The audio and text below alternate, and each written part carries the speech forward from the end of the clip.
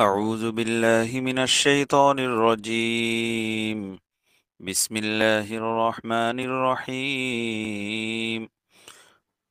وإذ قال موسى لقومه يا قوم لم تؤذونني وقد تعلمون أني رسول الله إليكم فلما زاغوا أزاغ الله قلوبهم والله لا يهدي القوم الفاسقين. وإذ قال عيسى ابن مريم يا بني إسرائيل إني رسول الله إليكم مصدقا لما بين يدي من التوراة ومبشرا برسول يأتي من بعد اسمه أحمد. فلما جاءهم بالبينات قالوا هذا سحر مبين. ومن أظلم ممن افترى على الله الكذب وهو يدعى إلى الإسلام والله لا يهدي القوم الظالمين. يريدون ليطفئوا نور الله بأفواههم والله متم نوره ولو كره الكافرون. هو الذي أرسل رسوله بالهدى ودين الحق ليظهره على الدين كله ولو كره المشركون. رب زدني علما رب زدني علما رب زدني علما رب اشرح لي صدري ويسر لي أمري واحلل عقدة من لساني يفقه قولي واجعل لي وزيرا من أهلي. رب يسر ولا تعسر وتمم بالخير. سبحانك لا علم لنا إلا ما علمتنا إنك أنت العليم الحكيم. اللهم لا سهل إلا ما جعلته سهلا وأنت تجعل الحزن إذا شئت سهلا. اللهم علمنا ما ينفعنا وانفعنا بما علمتنا وزدنا علما. اللهم اجعل عملنا كله خالصا لوجهك الكريم ولا تجعل لأحد سواك فيه شيئا يا رب العالمين. اللهم إني أعوذ بك أن أشرك بك وأنا أعلم وأستغفرك لما لا أعلم.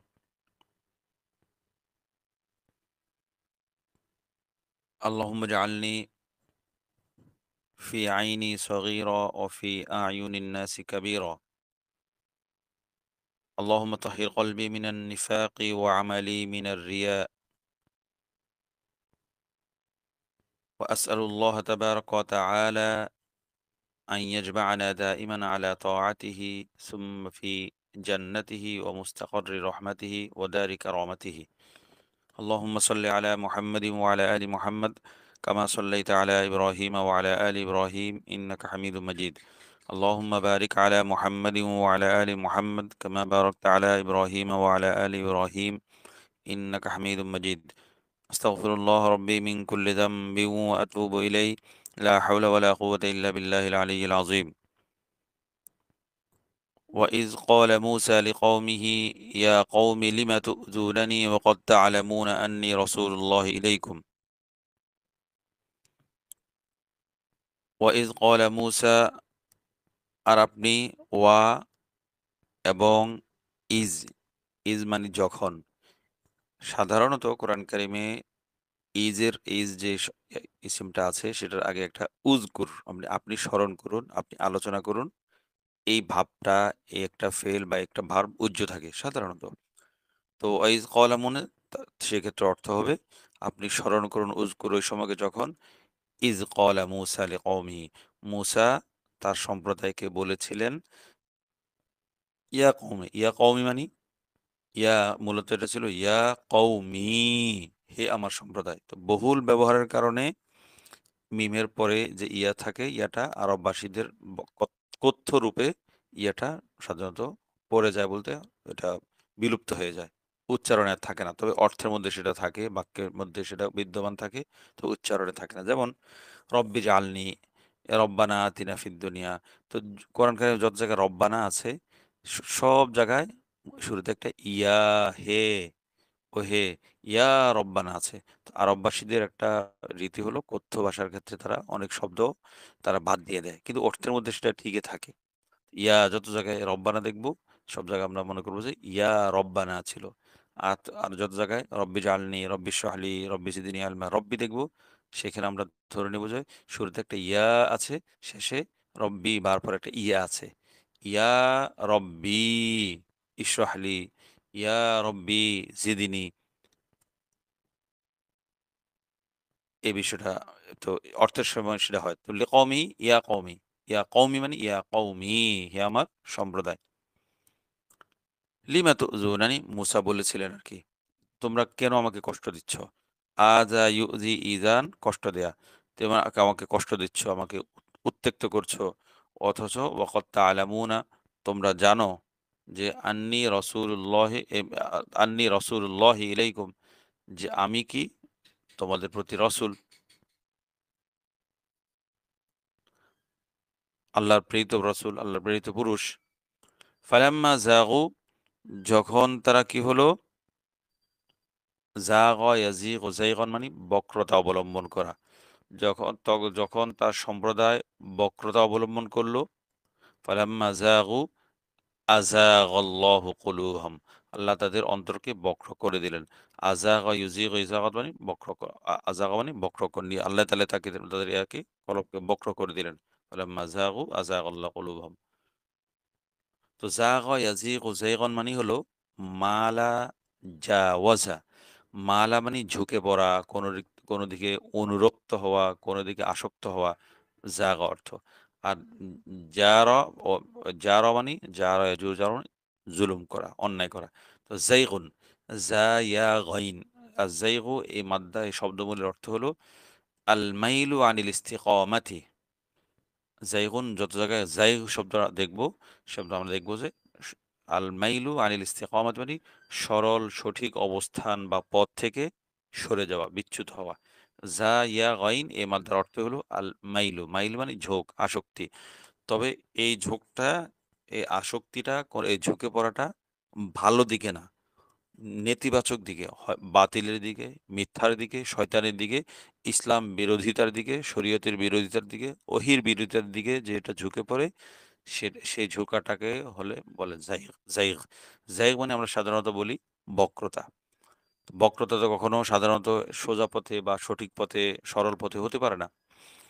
তো ফালাম্মা যাগু আযাগাল্লাহু কুলুবহুম, যখন তারা কি হলো, তারা বক্রতা অবলম্বন করলো, তখন আল্লাহ তাআলা তাদেরকে অন্তরকে আযাগাল্লাহু কুলুবহুম, আল্লাহ তাদের কলব, তাদের অন্তরকে কলবুন কুলুবুন বক্র করে দিলেন। ওয়াল্লাহু লা ইয়াহদিল কওমাল ফাসিকিন, আর আল্লাহ তাআলা ফাসিক সম্প্রদায়কে, পাপী সম্প্রদায়কে হেদায়েত দান করেন না। আল ফাসিক মানে যারা সত্য ত্যাগ করে, যারা এই আল্লাহর আনুগত্য ছেড়ে বেরিয়ে যায়। ফাসাক ওয়া ইয়াফসুকু ফিসকান, অন্যায় করা, পাপাচার করা, আল্লাহর আনুগত্য ছেড়ে বেরিয়ে যাওয়া। ফাসিক ফিসকুন শব্দের আমরা অনেক লম্বা তাহকিক করেছিলাম সূরা বাকারাতে। আমরা যারা শুনেছি তারা তো বুঝতে পারবো, বুঝতে না পারলেও সমস্যা নেই। আল্লাহু লা ইয়াহদিল কওমাল ফাসিকিন, এখানে ফাসিক মানে হলো আল্লাহ অবাধ্য সম্প্রদায়কে, তার আনুগত্য ছেড়ে যারা বেরিয়ে যায়, তাদেরকে আল্লাহ তাআলা কি করেন না, ভালোবাসেন না, পছন্দ করেন না।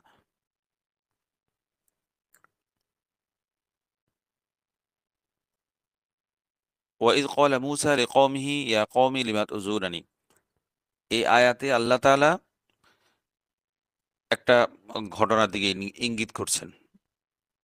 তো আল্লাহ তাআলা বলছে, আপনি ওই সময়কে স্মরণ করুন। আমাদের পেয়ারা নবীজি সাল্লাল্লাহু আলাইহি ওয়াসাল্লাম, রাসূলুল্লাহ সাল্লাল্লাহু আলাইহি ওয়াসাল্লামকে আল্লাহ তাআলা বলছেন যে, আপনি স্মরণ করো ওই সময়কে যখন মুসা তার কওমকে বলেছিলেন, ইয়া কওমি লিমা তুযুরানি।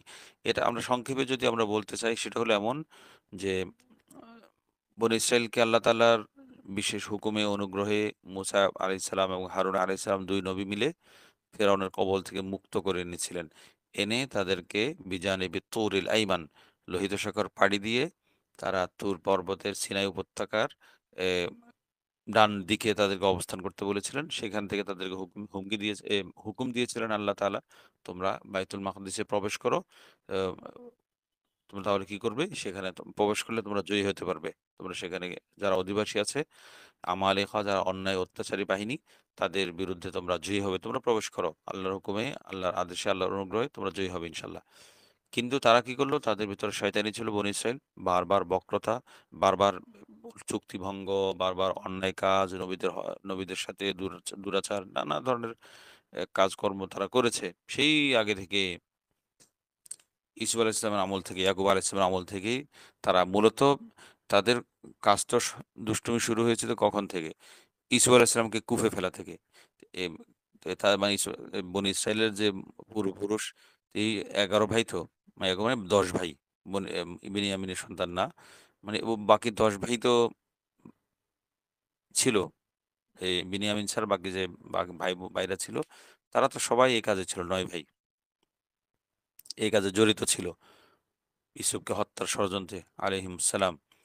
তো এই ষড়যন্ত্রের লিপ্ত এদের বংশধরই হলো বনী ইসরাইল। ওখানে ইউসুফ আলাইহিস সালাম এবং বিনিয়ামিনের বংশধরও আছে। কিন্তু বেশিরভাগ তো এরাই। এমনকি ইহুদি যে নামটা সেটাও ওই ১০ ভাইয়ের ১ ভাই। বাকি ১১ ভাইয়ের ১ ভাই ইউসুফ আলাইহিস সালামের। তো এ এ ওই ভাইয়ের নামে পুরো ইহুদি গোত্রটা নামটা হয়েছে। যদিও বনি ইসরাইল, ইসরাইল নামটা হলো ইয়াকুবের। ইসরা মানে বান্দা, ইল মানে আল্লাহ, আল্লাহর বান্দা। ইয়াকুবকে আল্লাহর বান্দা বলা হতো। ইসরাইল মানে আল্লাহর বান্দা, হিব্রু ভাষায় বা আল্লাহর সম্মানিত প্রিয় ভাজন। এটা ইয়াকুব আলাইহিস সালামের নাম। তো তার বংশে বনী ইসরাইল। বনী ইসরাইলের সংখ্যাগরিষ্ঠ লোক মূলত ছিল ইসুফ এবং বিনিয়ামিনের ছাড়া অন্যান্য যে গোত্র ভাইয়ের ছিল তাদের গোত্র। তো এরা তো আসলে আগে থেকেই যারা যখন বনী ইসরাইল হিসেবে পরিচিত হয়ে উঠছে, যখন থেকে তাদের সূচনা, তখন থেকে তাদের ভিতরে বক্রতা। তারপরেও তো তারা তওবা করেছেন, ভাইরা সবাই মিলে ইসুফের কাছে ক্ষমা চেয়েছেন, সবাই ভালো হয়ে গেছে। কিন্তু তাদের বংশধরদের মধ্যে কিছুকাল পর সেই ধারা আবার চালু হয়েছে। আবার সেই শয়তানি দুষ্টুমি। তারা ইসুফ আলাইহিস সালামকে মানতে চায়নি। এ এমন অনেকবার এমন ঘটনা ঘটেছে। তো যদিও সেটা কোরআনে নাই। তো পরবর্তীতে এভাবে তাদের বক্রতার ধারা দিন, দিন শুরু হয়েছে। আল্লাহ তাআলা তাদের উপর জিল্লতি লাঞ্ছনা চাপিয়ে দিয়েছিলেন। তাদের বক্রতার কারণে, তারা তাওহীদ ছেড়ে দেওয়ার কারণে। মিশরে তাদেরকে কোথায় কেনানে ছিল, তারা পশুচারক, বেদুইন। ঘরবাড়ি ছিল না, চাল-চুলো ছিল না, গরিব ছিল, অসহায় ছিল, অন্ন, বস্ত্র, বাসস্থান ছিল না। এটার জন্য তারা মিশরে আসতে হতো। দুর্ভিক্ষ দেখা দিলে মিশরে আসতো, সমস্যা দেখা দিলে মিশরে আসতো। তা ওই যে ঈসা আলাইহিস সালামের কাছে এসেছিলেন ভাইরা দুর্ভিক্ষ দেখা দেওয়ার পর। অর্থাৎ তার মানে খাদ্যে, শস্যে সব দিক দিয়েই তারা অনুন্নত, পিছিয়ে পড়া পশ্চাৎপদ অঞ্চলে এলাকাতে ছিল। তারা সবকিছুর জন্য মিশরে আসতো সমস্যার সমাধান করবে। তো এমন অবস্থা থেকে তাদেরকে আল্লাহ তাআলা রাজকীয় অবস্থানে নিয়েছেন ইউসুফ আলাইহিস সালামের উছিলা করে। কিন্তু তারা এই নিয়ামতটা বেশিদিন তাদের পেটে সয়নি। গরিবের পেটে যেমন ঘি সয় না, তো বনী ইসরাইলের পেটেও আল্লাহ তাআলার অনুগ্রহ সয় না। তারা কিছুদিন পর আল্লাহ যদি তাদেরকে জামাই আদরে না, আরো কোনো আদরেও রাখে, তাদের ভিতরে সেই জামাই আদরটা তাদের ভিতরে চুলকানি তৈরি করে। তাদের ভিতরে গাত্রদাহ তৈরি করে। তারা আল্লাহর নাফরমানি শুরু করে। এই আমরা সর্বশেষ যে মুসা আলাইহিস সালামের বিষয়টা দেখি। কি সুখে তারা মান্না সালোয়া খাচ্ছিল আল্লাহর পক্ষ থেকে প্রতিদিন খাবার-দাবার বন্দোবস্ত, জবরদস্ত আয়োজন। কোনো কষ্ট করতে হয় না, ফলাতে হয় না, এর জন্য লাঙ্গল দিতে হয় না, চাষ করতে হয় না, কিচ্ছু করতে হয় না। সকালে উঠো, উঠে মান্না সালোয়া কুড়িয়ে নাও, পেট ভরে খাও, সারাদিন আল্লাহ জিকির করো। ব্যাস। এই এতে তাদের গরিবের পেটে এই ঘিটা সয়নি। তারা বলল যে, "না, আমার জন্য এটা করো, আমার জন্য এটা করো, মুসা আমার জন্য এটা আনো, ওটা আনো।" এইভাবে তাদের নানা বায়নাক্কা। তো এই যে তাদের ভিতরে যে এই গন্ডগোল, এই বক্র প্রবণতা, এটা শুরু থেকে চলে আসছিল। এবং যখন তাদেরকে আল্লাহ তাআলা বললেন মুসা আলাইহিস সালামের মাধ্যমে যে, "তোমরা প্রবেশ করো, জয়ী হবে।" তখন তারা কি উত্তর দিল? "মুসা, তুমি আমাদেরকে আদেশ করো না। এসব যুদ্ধ বিগ্রহ যদি তোমার প্রয়োজন হয় তাহলে তুমি যাও। ফাযহাব আনতা ওয়া রাব্বুকা, তুমি এবং তোমার রব যাও। ফাকাতিলা, দুইজন মিলে আচ্ছা করে লড়াই করো। নাউযুবিল্লাহ। ইন্না হাহুনা কাঈদুন, আমরা এখানে বসে আছি।" এটার জন্য হাল আমলের কথা। এখানে বসে আমরা গ্যালারিতে বসে আমরা মুড়ি নিয়ে বসলাম। বসে খাবো, দেখার জন্য বসলাম। এই ধরনের কথা, নাউযুবিল্লাহ মিন যালিক। তো ঠিক এই ধরনের কথাবার্তায় তারা সেই শুরু থেকে তাদের ভিতরে বক্রতা। এখানে একটা বিষয় আমরা প্রসঙ্গক্রমে বলে রাখতে পারি, সেটা হলো এই যে আল্লাহ তাআলা নবীজিকে করলেন, সর্বশেষ নবী হিসেবে পাঠালেন। এই পাঠানোটা ছিল আসলে এক ধরনের, সূরা বাকারাতে আমরা যেটা দেখতে পাই, সূরা বাকারার মূল বিষয়টা কি? সূরা বাকারার মূল বিষয় হলো ইস্তিবদাল বা ইস্তিখলাফ। ইন্নী জাইলুন ফিল আরদি খলিফা। যে সূরা বাকারার শুরুতে আল্লাহ তাআলা এটাকে আদম আলাইহিস সালামের কথা কেন বললেন? যে তাকে খলিফা হিসেবে সৃষ্টি করতে চান, খলিফা বানাতে চান, পৃথিবীতে প্রতিনিধি করতে চান। তো ইন্নী জাইলুন ফিল আরদি খলিফা, আমি জমিনে একজন প্রতিনিধি নিয়োগ করতে চাই। তো প্রতিনিধি নিয়োগ করার মাধ্যমে আল্লাহ তাআলা আসলে সূরা বাকারাতে যে বিষয়টা ওলামায়ে কেরাম বললেন আরকি, যে বিষয়টা আমাদেরকে দৃষ্টি আকর্ষণ করতে চেয়েছেন সেটা হলো, আদম আলাইহিস সালাম তো তিনি ইস্তিখলাফ, এ এবং তিনি জমিনে আল্লাহর প্রতিনিধি হবেন, খলিফা হবেন, আল্লাহর প্রতিনিধিত্ব করবেন, সেটা ঠিক আছে। পাশাপাশি এটাও একটা ইঙ্গিত আছে যে এই কোরআন উম্মতে মুহাম্মদের উপর নাজিল হয়েছে। এই কোরআনের মাধ্যমেও আল্লাহ তাআলা আদমের মতো এই উম্মতে মুহাম্মাদি, উম্মতে মুসলিমাকে আল্লাহ তাআলা ইস্তিখলাফ দিতে যাচ্ছেন, ইস্তিবদাল দিতে যাচ্ছেন। মানে পরিবর্তন আনতে যাচ্ছেন তাদের মাধ্যমে। কাদের পরিবর্তন? এতদিন আল্লাহ তাআলা বনি ইসরাইল বা ইহুদিদেরকে আল্লাহ তাআলা পৃথিবীর তাওহীদ, রিসালাত ইত্যাদির দ্বারা ভূষিত করেছিলেন, ইত্যাদি দ্বারা সম্মানিত করেছিলেন। এখন আল্লাহ তাআলা এই কোরআনের মাধ্যমে, এই সূরা বাকারার মাধ্যমে আল্লাহ তাআলা জানিয়ে দিলেন যে এখন যাদেরকে আমি দায়িত্ব দিয়েছিলাম তাওহীদের পালনের, দিন, শরীয়ত ইত্যাদি রক্ষা করার, যে ইহুদি জাতিকে, বনী ইসরাইলকে, মানে বনী ইসরাইল, ঈসা আলাইহিস সালামও বনী ইসরাইল। এদের থেকে আমি এখন এদের থেকে আমি দায়িত্ব কেড়ে নিবো এখন। এখন আমি ইস্তিবদাল করব, একটা পরিবর্তন আনবো। ওয়াস্তাবদিল কওমান গায়রাকুম। আল্লাহ তাআলা কিন্তু আমাদেরকেও কিন্তু ইস্তেবদাল করেছেন, উম্মতে মুহাম্মাদীকে, উম্মতে মুসলিমাকে। কাদের পরিবর্তে? ইহুদি বা বনী ইসরাইলের পরিবর্তে ইস্তেবেদাল করেছেন। সেই ইস্তেবেদালটা হলো সূরা বাকারার মাধ্যমে আল্লাহ তাআলা সেটা পরিপূর্ণ প্রকাশ করেছেন। সো পরিপূর্ণভাবে সেটা করেছেন। কারণ কি? এটাও একটা প্রমাণ, ইসলামের শুরুতে একদম মক্কা জীবনের শুরু থেকেই কিন্তু আমাদের কেবলা ছিল বাইতুল মাকদিস। নবীজি তখন যখন ইসলাম শুরু, একদম ইসলামের বিধান মানা শুরু করলো, ওহী আসলো, তখন থেকে কিন্তু বাইতুল মাকদিস ছিল কেবলা। এবং সেটা মদিনায় আসার, মক্কার ১৩ বছরের নবুয়তের জীবন, মদিনায় আসার পর প্রায় ১৬ কি ১৭ মাস পর্যন্ত মদিনায় আসার পরও বাইতুল মাকদিসই ছিল কেবলা। এটা একটা আজীব জিনিস। মানে এটা ইসলাম যে আসমানি ধর্ম, এটার একটা বড় অন্যতম একটা প্রমাণ। না হলে মুহাম্মদ সাল্লাল্লাহু আলাইহি ওয়াসাল্লামের মতো একজন মানুষ, একজন যিনি মক্কার বাইরে খুব একটা যাননি। হ্যাঁ, সিরিয়াতে ব্যবসা-বাণিজ্যে কয়েকবার গেছেন। কিন্তু তারপরও তার আজন্ম, তার ভালোবাসা, অনুরাগ সব তো বাইতুল্লাহর সাথে জড়িত। এমন একজন মানুষ হয়ে এম তিনি কিভাবে শুরু থেকেই বাইতুল মাকদিসের দিকে তিনি না ফিরে নামাজ পড়তেন, ইবাদতবন্দি করতেন। বা এটা অস্বাভাবিক বিষয়। বিষয়টা বিস্ময়কর। তো এটা আসমানি ধর্ম, নিশ্চয়ই এটা আল্লাহর পক্ষ থেকে নবীজি আদেশ পেয়েছেন। আদেশ পেয়ে এমনটা এই বিধানটা প্রবর্তন করেছেন। তো তার মানে তখনও বনী ইসরাইলের হাতে কর্তৃত্ব ছিল। মানে তখনও ইস্তেবেদাল হয়নি। পরিবর্তন হয়নি। ক্ষমতার পট পরিবর্তন। এটা নিয়ে আমরা ইনশাআল্লাহ আমাদের সামনে একটা দীর্ঘ আমাদের মোজাকারা আসবে। বনী ইসরাইল এবং উম্মত মুসলিমের ইস্তেবেদালের যে প্রক্রিয়া, এ পরিবর্তনের যে প্রক্রিয়া, সেটা নিয়ে ইনশাআল্লাহ। তো মদিনা আসলেন নবীজি। মদিনা আসার পর সূরা বাকারা নাজিল হওয়া শুরু হলো। সূরা বাকারা তো একদম মদিনার শুরু থেকে নাজিল হওয়া শুরু হয়েছে, একদম শেষ দিন পর্যন্ত সূরা বাকারা নাজিল হয়েছে নবীজির। কারণ কি? আমরা কিভাবে জানি? কোরআন কারিমের তারতিব হিসাবে, সূরাগুলোর তারতিব হিসাবে সর্বশেষ সূরা কোনটা? ইজা জা নাসরুল্লাহ ওয়াল ফাতহু, যেটা একদম শেষের আগের পৃষ্ঠায় কোরআন কারিমের। এটা হলো সর্বশেষ সূরা। কিন্তু সর্বশেষ নাজিল হওয়া আয়াত কোনটা? সূরা বাকারা, ওয়াত্তাকু ইয়াওমান তুরজাউনা ফীহি ইলাল্লাহ। তার মানে হলো সূরা বাকারার আয়াত মদিনা জীবন থেকে শুরু করে একদম শেষ দিন পর্যন্ত সূরা বাকারার আয়াত একে একে নাজিল হয়েছে। এই সূরা বাকারার মূল বক্তব্য হলো ইস্তেবেদাল। কাকে ইস্তেবেদাল? উম্মতে বনী ইসরাইলের পরিবর্তে আল্লাহ তাআলা উম্মতে মুহাম্মাদীকে ইস্তেবেদাল করবেন। তাদেরকে ক্ষমতার মসনদে বসাবেন। তাদেরকে বিশ্বের নেতৃত্বে আসবেন, বিশ্বের দায়িত্বে তাদেরকে দিবেন, বসাবেন। এটার একটা বড় প্রমাণ হলো এম একদম চূড়ান্ত একটা এই উম্মত মুসলিমাকে যে আল্লাহর নেতৃত্বে নিয়ে আসবেন বনী ইসরাইল পরিবর্তে, তাদের ইস্তেবেদাল করবেন, রদবদল ঘটাবেন ক্ষমতায়, রিসালাতের দায়িত্বে, নবুয়তের দায়িত্বে এবং তাবলীগে, শরীয়তের বিষয়ে। সেটা বড় একদম গুরুত্বপূর্ণ বাঁক হলো তাহওয়িলে কিবলার পরিবর্তন। ১৭ মাস পরে যে ফাওয়াল্লি ওয়াজহাকা শাতরাল মাসজিদিল হারাম, এই যে একটা বিধান জারি হলো, এটা ছিল একদম চূড়ান্ত নকআউট, মানে একদম চূড়ান্ত ইয়ে ধাপ। যে এরপর থেকে মুসলিম উম্মাহ সম্পূর্ণ উম এবং বনী ইসরাইল আর উম্মতে মুহাম্মদী মানে নবীজির যারা অনুসারী, তাদের পথ, দিক, গতিপথ মানে ২ টি দিকে চলে গেছে আরকি।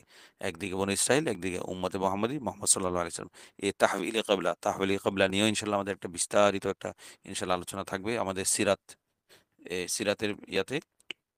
সেখানে ইনশাআল্লাহ আমাদের উসওয়াতুন হাসানাহ যে ধারাবাহিক আমাদের আলোচনা চলে রমজানের পর ইনশাআল্লাহ। এটা কিভাবে এই তাহবিল কিবলাটা আমরা তো আসলে অনেকটা এতটা গুরুত্ব দিয়ে পড়ি না, এতটা মনোযোগ দিয়ে পড়ি না, বাস কোরআন শরীফ দ্বিতীয় বার আসলে ছায়া নজুল হিসাবে পড়ি। কিন্তু তাহবিল কিবলাটা অত্যন্ত গুরুত্বপূর্ণ, মানে এই যে ইস্তিবেদা আলের জন্য। যাক, আমরা কথা অনেক দূর চলে গেছি, আমরা ওখানে আমাদের এটা আমাদের আয়াতের সাথে এ, পরে অন্য প্রসঙ্গে আলোচনা করতে পারবো। তো মুসা এদিকে আল্লাহ নবীজিকে স্মরণ করে দিয়েছে যে ওই কলা মুসা কমি এ নবীজি ইয়া রসুল্লাহ সাল্লাহ আলাইহি আপনি স্মরণ করুন কাকে? ওই ঘটনাকে যখন মুসা তার সম্প্রদায়কে বলেছিলেন। এই আয়াতে আল্লাহ তাআলা একটা বিষয় বলছেন, একটা ফলাফল সামরা ঘোষণা করছেন। সামরাটা হলো বনি ইসরাইল আদায় ফারিদহ, মানে ফরজ দায়িত্ব আদায়ের ব্যাপারে তারা কি করেছে? আদায় করেনি। তো আদায় না করার কারণে কি হয়েছে? তাদের ভিতরে যায়গ ফিল কুলুব, তাদের কলবের মধ্যে বক্রতা সৃষ্টি হয়েছে। এই হলো বিষয় এই আয়াতের। এই আয়াতের মূল খোলাসা নির্যাস যে তারা ফরিদা, তাদের উপর দায়িত্ব ছিল জিহাদ করা। কিভাবে? ওই যে আল্লাহ তাআলা তাদেরকে বললেন, তোমরা বনি ইয়াতে যাও, ওখানে গিয়ে জিহাদ জিহাদ করো, বাইতুল মাকদিসে প্রবেশ করো, উদখুলা হাযিহিল ক্বরিয়া। তারা বলল যে তুমি এবং তোমার রব গিয়ে লড়াই করো। এই যে ফরিজা, আল্লাহর পক্ষ থেকে দায়িত্ব তারা পালন করেনি, তার ফলাফল কি দাঁড়িয়েছে? ফালাম্মা যাগু আযাগাল্লাহু কুলুবাহুম। আল্লাহ তাদের কলবকে কি করেছেন? বক্র করে দিয়েছেন। কি কারণে? ফরজ দায়িত্ব, তাদের কর্তব্য আদায় না করার কারণে। আল্লাহ তাআলা যেন বলছেন আমাদেরকে, হে উম্মতে মুসলিমা, হে উম্মতে মুহাম্মাদী, হে মুসলমানগণ, তোমরাও যদি আমাদের নবীজিকে এই কথা স্মরণ করিয়ে দিই, আমাদেরকেও বলছেন আল্লাহ তাআলা, মুসলিম উম্মাহ, তোমরা যদি এভাবে তোমাদের ফরজ দায়িত্ব, তোমাদের যেটা কর্তব্য উম্মার স্বার্থে, জাতির স্বার্থে, দ্বীনের স্বার্থে, শরীয়তের স্বার্থে, কোরআনের পক্ষে তোমাদের দায়িত্ব, কোরআন রক্ষা করার জন্য, সে দায়িত্ব পালন যদি তোমরা আদায় না করো, সেই দায়িত্ব যদি তোমরা অবহেলা করো, উপেক্ষা করো, যেমনটা বনী ইসরাইল করেছিল, তাহলে তোমাদের উপর এই দায়িত্ব না পালন করার কারণে এর ফলাফল কি হবে? ফালাম্মা যাগু আযাগাল্লাহু কুলুবাহুম, তোমাদের কলবকে আমি বক্র করে দিব। এটা একটা আমাদের জন্য সতর্কবার্তা, অশনি সংকেত। এটা বনী ইসরাইলের প্রতি ছিল জাজর। জাজর মানে আমাদের ফি মানাকিবুল কোরআন বই আমরা দেখে নিব। জাজর মানে ধমক দেয়া, কাউকে সতর্ক করা, তানবীহ করা। তো এই আয়াতে বনী ইসরাইলকে সতর্ক করছেন।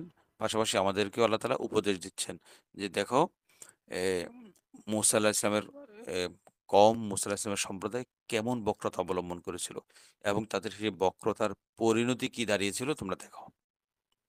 এই আয়াতে আল্লাহ তাআলা আমাদেরকে মৌলিকভাবে এটাই বলতে চাচ্ছেন যে তোমরা বনী ইসরাইলের মতো হইও না। তোমরা মুসার সম্প্রদায়ের মতো এমন বক্র হৃদয়ের অধিকারী হইও না, বা এমন ফরজ দায়িত্ব যেটা ছিল সেটা আদায়ে তোমরা গড়িমসি করো না। সেকে তোমরা অবহেলা করো না। তো মুসা বলছেন, লিমা তুযুনানি, কেন তোমরা আমাকে কষ্ট দাও? কষ্ট দাও বলতে এই যে তারা নানাভাবে নবী মুসা আলাইহিস সালামের কথা অমান্য করেছে। ফাকাতিলা, তুমি যাও তোমার রব গিয়ে তোমরা ২ জন মিলে লড়াই করো। এই ধরনের নানা এমন কোনো হয়তো দিন নেই যেদিন বনী ইসরাইল এ মুসা আলাইহিস সালামকে উত্ত্যক্ত করেনি। তিনি অল্প কিছুদিনের জন্য তুর পর্বতে গিয়েছিলেন। তাও তাদের আবেদনের প্রেক্ষিতে বনী ইসরাইল বলেছিল তারা আল্লাহকে দেখতে চায়।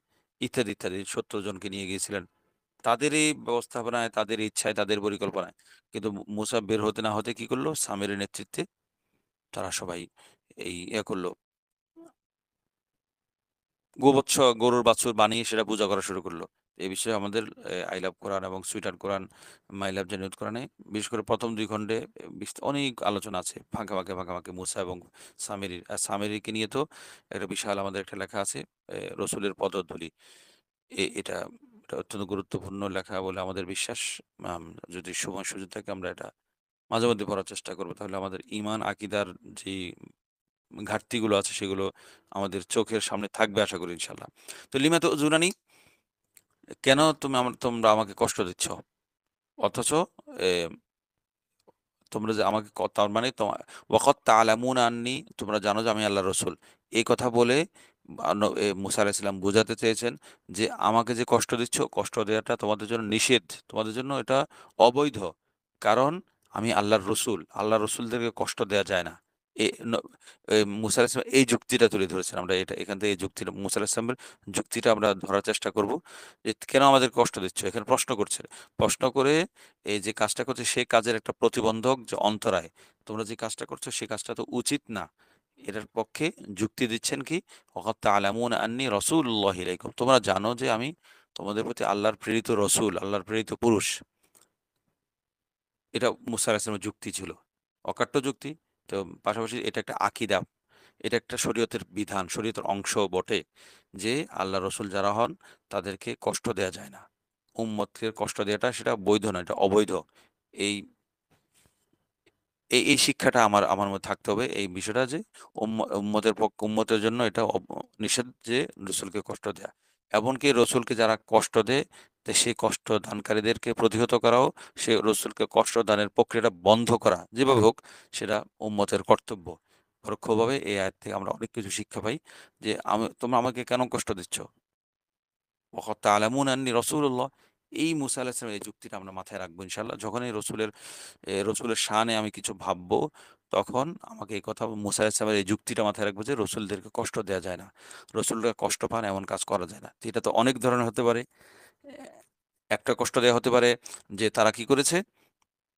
তারা নানাভাবে রসুলকে উত্ত্যক্ত করেছে। আমাদের জন্য তো এখন রসুল নাই।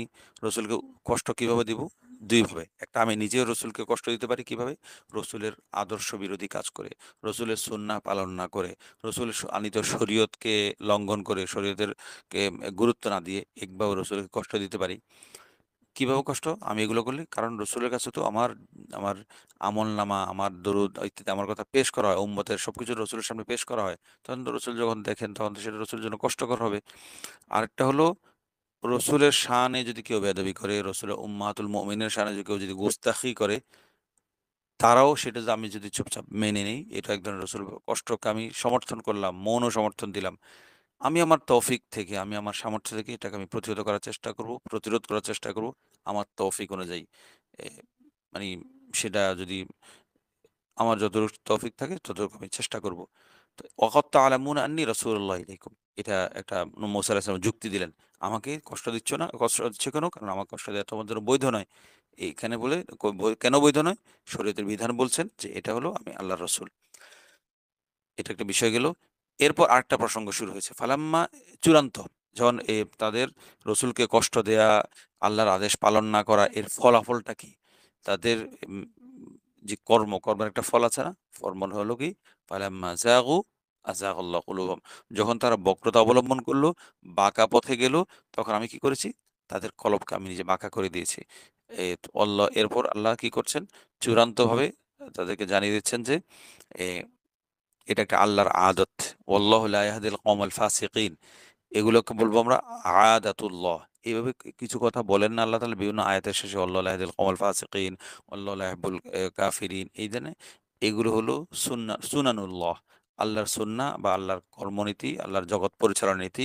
আমরা এটাকে আমাদের আমাদের দর্সের পরিভাষায় বলবো আদাতুল্লাহ। আল্লাহর আদত, আল্লাহর আল্লাহর চিরাচরিত নীতি, আল্লাহর সুন্নাহ, আল্লাহর কানুনে ইলাহি। আমাদের যে আছে না ওই ফিমা নাকিবুল কোরআন শুরুতে একটা ১১টি কানুনে ইলাহি আছে। আমরা একটু পড়ে নেওয়ার চেষ্টা করব। তো এটা একটা কানুনে ইলাহি, বা এটা হলো সুনানুল্লাহ, আল্লাহর রীতি। যেমন জগতের যেসবগুলো ইউনিভার্সাল ট্রুথ গুলো আছে, যেগুলো স্বতঃসিদ্ধ বিষয়, এগুলো আল্লাহর সুন্নাহ। এগুলো আল্লাহর কর্তৃক নির্ধারিত বিধান। ২ ২ ৪, সূর্য উঠলে দিন, সূর্য ডুবলে রাত। এই এই যে স্বতঃসিদ্ধ বিষয়গুলো, এগুলো আল্লাহর সুন্নাহ। এগুলো আল্লাহ ঠিক করেছেন। বছরে কত মাস? ১২ মাস। এগুলো সবগুলো আল্লাহ ঠিক করে দেয়া, আল্লাহ নির্ধারণ করে দেয়া বিষয়। তদ্রূপ কোরআন কারিমও আল্লাহ তাআলা এভাবে কিছু কথা বলেন, শেষে আয়াতগুলোর শেষে আল্লাহর নিজস্ব কর্ম। এটা একটা যে আল্লাহু লা ইয়াহদিল কওমাল ফাসিকিন। আল্লাহ সত্যত্যাগী, আল্লাহ অবাধ্য সম্প্রদায়কে কি করে না? হেদায়েত দান করেন না। তার মানে এর আগের বাক্যের সাথে আমরা মিলাই, ফালাম্মা যাগু আযাগাল্লাহু কুলুবুহুম। যখন তারা বক্রতার পথ অবলম্বন করল, আমি তাদের কলবকে বক্র করে দিলাম। মানে আযাগাল্লাহু কুলুবুহুম মানে আমি তাদের বক্র করে দিলাম। এটার মানে কি? মানে হলো এই আল্লাহ তাআলা তাদেরকে বঞ্চিত করেছেন। কোত্থেকে বঞ্চিত করেছেন? তৌফিক-ই হিদায়াত। হেদায়েতের তৌফিকটা তাদের থেকে আল্লাহ তাআলা ছিনিয়ে নিয়েছেন তাদের কৃতকর্মের কারণে। এই বিষয়। তে এটা কোন কথার প্রেক্ষিতে এবং কিসের খোলাসার সারাংশ হিসেবে বলছেন? যে লিমা তুযুনানি ওয়া ক্বাদ তা'লামুনা আন্নী রাসূলুল্লাহ। তোমরা কেন আমাকে কষ্ট দিচ্ছ? মুসা আলাইহিস সালামের বক্তব্য, তোমরা তো জানো আমি আল্লাহর রাসূল। তো আমি যখন রসুলকে কষ্ট দিব বা রসুল কষ্ট দেওয়ার মতো কোনো বিষয়কে আমার আমার আচরণে উচ্চারণে হবে, রসুলকে কষ্ট দেওয়ার মতো কোনো কাজ, কোনো চিন্তা, তখন মূলত আমি আমি নিজেই মূলত নিজেকে বিচ্যুত করে নিই। আমি মূলত জাইগ, আর জাইগ মানে কি বলেছি, আলমাইলু আনিল ইস্তিকামাতি, সরল পথ থেকে বিচ্যুত হওয়া। তো আমি যখন রসুল বিরোধী, রসুল কষ্ট পাবেন এমন কোনো কাজ করি, আমি মূলত জাইগে জাইগে কি হই, পতিত হই। আমি মূলত সত্য থেকে বিচ্যুত হওয়ার পথে পা বাড়াই। তা আমি এই পা বাড়াতে গিয়ে যখন আমি ব্রেক করি না, বোঝার পর সম্বিত ফিরে পাওয়ার পর আমি ব্রেক করি না যখন, তখন আল্লাহ তাআলা আমার কলবকে কি করে দেন, বক্র করে দেন। আযাগাল্লাহু কুলুবাহুম। আমি যখন কোনো আল্লাহর নাফরমানি করব, যখনই কোনো আল্লাহর বিরোধী, শরীয়ত বিরোধী, নবীজির সুন্নাহ বিরোধী, নবীজির আদর্শ বিরোধী কোনো কাজ করব, আমার মাথায় থাকতে হবে যে মুসা আলাইহিস সালামের যুক্তিটা, যে আন্নী রাসূলুল্লাহ ইলাইকুম, আমাকে কেন কষ্ট দিচ্ছ? তোমরা কি জানো না আমি আল্লাহর রাসূল? তার মানে এই যুক্তিটা হলো আল্লাহ রাসূলকে কষ্ট দেয়া যায় না। তো আমি যখনই ফালাম্মা যাও, এরপরে প্রেক্ষিতে আল্লাহ তাআলা বলছেন ফালাম্মা যাগো, যখন তার বক্র পথ অবলম্বন করলো, বক্র হলো, আমি যখনই কোনো গুনাহ করব, গুনাহের মুখোমুখি হব, আমাকে আমি এই আয়াতটা মাথায় আনার চেষ্টা করব। আমি কিন্তু এখন যাইগ, আমি বক্রতার দিকে কিন্তু যাচ্ছি, চলে যাচ্ছি কিন্তু। এবং বক্রতার দিকে গেলে আল্লাহর পরিণতি হলো আযাগাল্লাহু কুলুবহুম, আল্লাহ তাআলা আমার কলবকে বক্র করে দিবেন। হ্যাঁ, সরাসরি রসুলের সাথে বক্রতা, কুফরি করা, শয়তানি করার ফলাফল যাইগ, একরকম যাইগ। আর আমি এখন নবীজিকে মানি, নবীজির আদর্শকে বিশ্বাস করি, ভালোবাসি। তারপরও কেন যেন কিভাবে যেন কোন ফাঁকে গুনাহ হয়ে যায়, আমি গুনাহের ফাঁদে পড়ে যাই। তো ২ জাইগ বা ২ বক্রতার ধরন এবং ফলাফল ভিন্ন হলেও কিন্তু বাহ্যিকভাবে আমার কাজটাকে, তো আমি যে রসুল সুন্নাহ বিরোধী কাজ করি, আমি যে পাপে লিপ্ত হই, সেটাও এক ধরনের জাইগ তো। এটা দেখলে নবীজি কষ্ট পেতেন তো? পেতেন, অবশ্যই পেতেন। তো এটাও নবীজিকে দিমাত উজুরানি, আমাদের নবীজিকে কষ্ট দেওয়ার মতো। তো কষ্ট দিলে আমি যখনই কোনো গুনাহ কাজের সামনে আসবে, মাথায় রাখবো আমি কিন্তু নবীজিকে কষ্ট দিয়ে ফেলছি। আমি কিন্তু ফালাম্মা যাগু, এই বাক্যের মিসদাক, এই বাক্যের এই যে এই বাক্যর অধীনে যাদেরকে বলা হয়েছে, এই বাক্য, এই বৈশিষ্ট্য যাদের মধ্যে আছে বলে বলা হয়েছে, আমি কিন্তু ওই বৈশিষ্ট্যের অধিকারী হয়ে গেছি। আমার ভিতরে জায়গা এসে গেছে, আমার ভিতরে বক্রতা এসে গেছে। আমি এ আল মাইল আনিল ইস্তিকামা, সরল পথ থেকে কিন্তু আমি সরে গেছি, বিচ্যুত হয়েছি। আমি এই অবস্থায় আছি। তাই এখন কি হবে? যেকোনো মুহূর্তে আযাগাল্লাহু কুলুবহুম, আল্লাহ তাআলা আমার কলবকে সত্য থেকে, হক থেকে বিচ্যুত করে দিতে পারেন। এ এ এটা, এই উপলব্ধিটা, এই স্মারকটা, এই বাক্যটা আমার জন্য অত্যন্ত গুরুত্বপূর্ণ, অত্যন্ত অপরিহার্য একটা বাক্য। এবং পাশাপাশি এটাও মনে রাখবো, তার মানে আমি যখন কোনো গুনাহে লিপ্ত হই স্বেচ্ছায় এবং বুঝে শুনে যাই যে আমি যাই করতে যাচ্ছি, আমি সত্য থেকে, ইস্তেকামত থেকে, সরল পথ থেকে বিচ্যুত হতে যাচ্ছি, এরপরও সচেতন থেকে যখন করি, আমি তখন কি হয়ে পড়ি? ফাসিক হয়ে পড়ি। ওই যে আল্লাহ বাক্যের শেষ বাক্যে আদাতুল্লাহ, আল্লাহর আদত, আল্লাহর অভ্যাস বললেন না? আল্লাহ তাআলা ফাসিক সম্প্রদায়কে হেদায়েত দান করে না। এটা তো এই প্রেক্ষিতেই তো বলেছেন। তার মানে যারা নবীজিকে কষ্ট দেয় তারা ফাসিক। যারা শরীয়ত বিরোধী কাজ করে তারা ফাসিক। যারা কোরআনের আইন লঙ্ঘন করে তারা ফাসিক। এবং আল্লাহ ফাসিককে হেদায়েত দান করেন না। আর ফাসিক যখন যখন ফিসকে লিপ্ত হয়, পাপাচারে লিপ্ত হয়, সে মূলত যায়িগ করে, সত্য থেকে বিচ্যুত হয়ে যায়। আর যখন সত্য থেকে বিচ্যুত হয়, তা আল্লাহ তার কলবকে আরো আযাগাল্লাহু কুলুবহুম, তার কলবকে বক্র করে দেন। বক্র করে দেওয়ার মানে কি বলেছি? এ হিরমানু মিন তৌফিকিল হিদায়া, হেদায়েত প্রাপ্তির, হেদায়েতের সুযোগ লাভের থেকে আল্লাহ তাআলা তাকে বঞ্চিত করে দেন। আমি যখনই এর ফলাফল আমি তাহলে অনেক গুনাহ তো হয়ে গেছে, অনেক গুনাহ হয়ে যায়। এ মনকে আসলে অনেক সময় ঠিক করতে পারি না, নিয়ন্ত্রণ করতে পারি না। এর করণীয় হলো সাথে, সাথে ইস্তেগফার করা। আস্তাগফিরুল্লাহ, আস্তাগফিরুল্লাহ, আস্তাগফিরুল্লাহ। ইয়া আল্লাহ, আমার ভুল হয়ে গেছে। আমি ভুল করে ফেলেছি। আমি জায়গায় লিপ্ত হয়েছি, আমি বিচ্যুত হয়ে গেছি, আমি সত্য থেকে সরে গিয়েছি, হটে গিয়েছি। দয়া করে, মায়া করে আপনি আমাকে মাফ করে দেন। আস্তাগফিরুল্লাহ। তাহলে ইনশাআল্লাহ আল্লাহ তাআলা যে বলেছেন, আযাগাল্লাহু কুলুবাহুম, তাদের কলবকে বক্র করে দিবেন। আল্লাহ তাআলা এটা থেকে আমাকে রক্ষা করবেন এবং আমাকে ফাসিকের কাতার থেকে বাদ দিয়ে দিবেন। নাম কাটা দিয়ে আমাকে মুমিনের কাতারে আমার নামটা তুলে দিবেন। এর করণীয় হলো ফালাম্মা যাগা যাগাল্লাহু কুলুবুহুম ওয়াল্লাহু লা ইয়াহদিল কওমাল ফাসিকিন। এটা থেকে বাঁচতে চাইলে, এই তালিকাভুক্ত না হতে চাইলে, বা এই তালিকায় আমার নাম উঠে গেলে, তাহলে আমি কি করব? আমি বারবার ইস্তিগফার করব। নবীজি আনলে, কারণ আমি এগুলো করে আমি নবীজিকে কষ্ট দিলাম। তো নবীজিকে কষ্ট দেওয়ার কারণে আমি এটা করব, কি করব? আমি ইস্তিগফার করব। আস্তাগফিরুল্লাহ, বেশি, বেশি নবীজির উপর দুরূদ শরীফ পড়ব, বেশি, বেশি ইস্তিগফার করব। আস্তাগফিরুল্লাহ, আস্তাগফিরুল্লাহ বেশি, বেশি পড়ব। সাল্লাল্লাহু আলাইহি ওয়া আলিহি ওয়াসাল্লাম বেশি, বেশি দুরূদ শরীফ পড়ব। তাহলে এটা হলো ২টি বিষয়ের দাওয়াই। দুরূদ শরীফ এবং ইস্তিগফার। দুরূদ শরীফের মধ্যে আমি যে নবীজিকে কষ্ট দিয়েছি, লিমা তু'যুনানি, তাহলে আমি এই কাতার বনী ইসরাইলের কাতারে শামিল হওয়া থেকে বেরিয়ে আসলাম। আমি যখনই কষ্ট দেই, আমার নবীজিকে কষ্ট দিই, নবীজিকে কষ্ট দেওয়ার মতো, নবীজিকে বিব্রত হওয়ার মতো, নবীজির মনে ব্যথা পাওয়ার মতো যখন কোনো কাজ করি, তা আমি মূলত কাদের কাতারে শামিল হয়ে যাই? সেই বনী ইসরাইল যারা নবীদেরকে কষ্ট দিয়েছিল, নবীদেরকে হত্যা করেছে, তাদের কাতারে আমি শামিল হয়ে যাই কিন্তু। এখন তাদের কাতারে শামিল হয়ে এখন আমার বাঁচার উপায় কি? আমার বাঁচার উপায় একটা, যে নবীর উপর আমি দুরূদ শরীফ পড়বো, সাল্লাল্লাহু আলাইহি ওয়াসাল্লাম, বেশি, বেশি দুরূদ শরীফ পড়বো। তাহলে ইনশাআল্লাহ আল্লাহ তাআলা আমাকে বনী ইসরাইলের এই কাতার থেকে আমার নাম কাটা দিবেন। আর দ্বিতীয়ত, আমি যেহেতু নবীজির নাফরমানি করে যায়গে লিপ্ত হয়েছি, বক্রতায় লিপ্ত হয়েছি, এখন আমার কলবকে তো সোজা করতে হবে। এজন্য আমি কি করব? আমি তো ফাসিকের কাতারে নাম উঠে গেছে। আমি এখন আল্লাহর কাছে ইস্তেগফার করে ক্ষমা চাইবো। মাবুদ, মাওলা, হে আল্লাহ, আমি ভুল করেছি। আস্তাগফিরুল্লাহ ওয়া আতুবু ইলাইহি, আস্তাগফিরুল্লাহ ওয়া আতুবু ইলাইহি, আস্তাগফিরুল্লাহ ওয়া আতুবু ইলাইহি। তো এটা যদি আমার করণীয় নিয়মিত কর্তব্য থাকে, তাহলে ইনশাআল্লাহ আমি এই আয়াতে যাদেরকে আল্লাহ তাআলা জজর করেছেন, হুমকি দিয়েছেন, এই আয়াতের যে সমস্ত বনী ইসরাইলের কথা দিকে, ঘটনার দিকে আমাদের নবীজির দৃষ্টি আকর্ষণ করছেন, এবং যে সমস্ত বিষয়ে আল্লাহ তাআলা তার নারাজ, তার অপছন্দের বিষয়টা প্রকাশ করেছেন, আমি ইনশাআল্লাহ সেই কাতার থেকে বেরিয়ে আসবো যদি আমি নিয়মিত ইস্তেগফার করি, দুরূদ শরীফ পড়ি। এই আয়াতের বিষয়টা মাথায় রেখে ইনশাআল্লাহ। আল্লাহ তাআলা আমাদেরকে সবাইকে তৌফিক দান করুন।